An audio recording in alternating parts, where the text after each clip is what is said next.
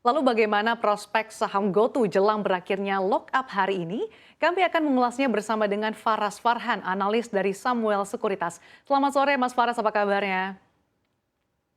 Selamat sore, terima kasih. Ya, Mas Faras, dengan ramainya saham-saham startup yang IPO di tanah air, sebetulnya kenapa sih banyak perusahaan startup yang menerapkan lockup saham? Baik, jadi sebenarnya kalau kita lihat ya, lockup ini bukan hanya diterapkan oleh startup itu sendiri, tapi memang lockup ini dipakai oleh emiten secara umumnya ya, ketika memang mereka melantai di bursa melalui mekanisme IPO. Seperti misalkan kemarin kita lihat ada Mitratel, ada Diagnos Laboratorium, mereka semua menggunakan lockup ini. Nah, sebenarnya lockup ini digunakan ini supaya mencegah volatilitas yang berlebihan di market. Dan ini juga sebenarnya momentum yang bagus ya bagi fund manager, bagi broker dan juga bagi investor retail terutama untuk bisa menjaga stabilitas dan likuiditas dari suatu emiten itu sendiri, gitu.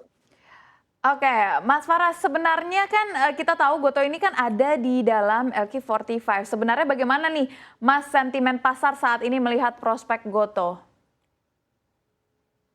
Nah, kalau kita bicara tentang sentimen pasar Goto ya, kita mungkin bicara tentang sentimen perusahaan-perusahaan teknologi terlebih dahulu. Memang saat ini kalau kita lihat ya, sentimen perusahaan teknologi ini agak-agak minus ya kalau kita lihat. Memang secara kinerja juga year to date sudah mulai minus dan bahkan bukan hanya di lokal saja, tapi juga global juga. Kalau kita lihat seperti Amazon, dia sudah turun 45% year to date. Bahkan ini juga diperparah dengan adanya potensi inflasi tahunan yang dapat meningkat ke depannya, apalagi terutama di US. Nah, kemudian kalau sentimen, tapi kalau kita melihatnya di tech, terutama tech sektor ya di Indonesia, ini masih memiliki kinerja yang bagus dan juga mungkin masih ada prospek untuk ke depannya. Nah, kenapa ini bisa terjadi? Ini bisa terjadi juga karena peraihan laporan keuangan yang kemarin juga Goto dan Buka mungkin ya yang sudah melampaikan dan mereka juga sudah mencetak hasil laporan keuangan yang sangat bagus ya. Kalau kita lihat pendapatan naik 216% year on year dan bahkan mereka juga berhasil menaikkan take rate mereka menjadi kalau di Goto itu sekitar 2,8% dan kalau Bukalapak sekitar 2,14%. Jadi memang kalau kita melihatnya tren untuk teknologi ini memang saat ini market masih agak-agak underweight ya, terutama menjelang tahun depan ya, di mana inflasi dan juga kondisi makroekonomi global. Tapi apabila sudah ada potensi untuk rebound, kita melihat untuk sektor tech ini bisa menjadi primadona untuk kedepannya. Oke, Mas Faras, tapi kalau melihat saham GoTo ini kan sebetulnya market cap terbesar ketiga di Bursa Efek Indonesia. Mhm. Tapi sebetulnya mengapa sih harga saham GoTo ini bisa tertekan saat lockup dibuka? Baik, kalau dari kita sendiri melihatnya memang penekanan harga ini sebenarnya kembali lagi tidak mencerminkan fundamentalnya. Ini hanya sebatas supply and demand saja.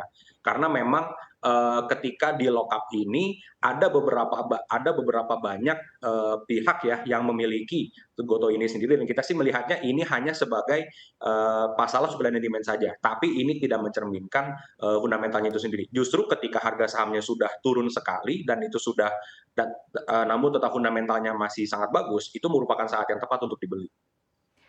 Ketika nanti lockup ini sudah dibuka, Mas Faras, apakah semua investor nih akan menjual sahamnya atau kira-kira siapa saja nih yang akan bertahan nanti?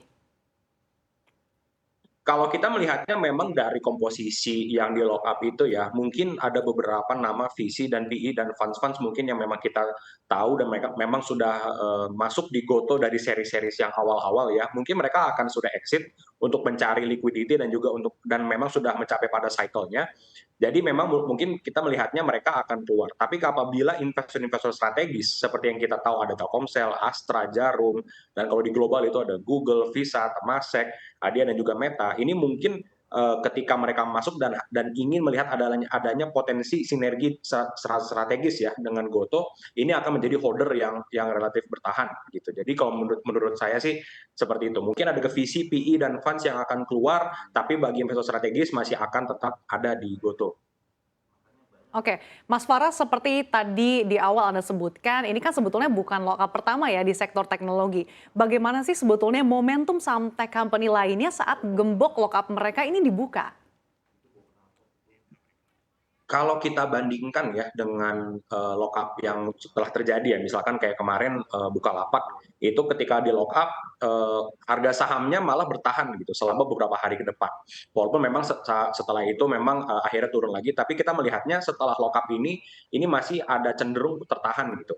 Dan bahkan kalau kita lihat secara di global juga seperti pesaing GoTo, seperti misalkan Meituan, Coupang, Zomato, dan lainnya, itu mereka semua memang setelah lockup itu agak sedikit tertekan. Tapi dengan fundamental yang memang masih bagus dan memang story yang mereka bisa deliver kepada investor, ini mereka bisa sahamnya itu recover seperti itu. Jadi kalau kita sih melihatnya lockup ini mungkin hanya akan sedikit menekan dari segi pricing, tapi dari segi fundamental tidak ada yang berubah dan ini menjadi momentum yang sangat bagus malah bagi investor yang mungkin belum punya bisa masuk ke Gotoh.